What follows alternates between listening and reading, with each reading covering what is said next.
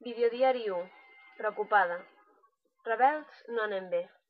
En Dan ha estat agafat pel cos i la Lynx continua en recerca i captura per Granollers. Això pinta molt malament. Hem d'ajudar a sortir la Lynx de Granollers per poder activar la placa base Badalona. Però hi ha una cosa que em preocupa més. M'han arribat informacions que en Dan està a la famosa sala C1 i això no m'agrada gens. Ostres, m'estan arribant noves informacions. La Lynx ho ha aconseguit. Ha pogut activar la placa base. Sí, senyor. Però... I en Dan? O un pare? Continuaré buscant informació.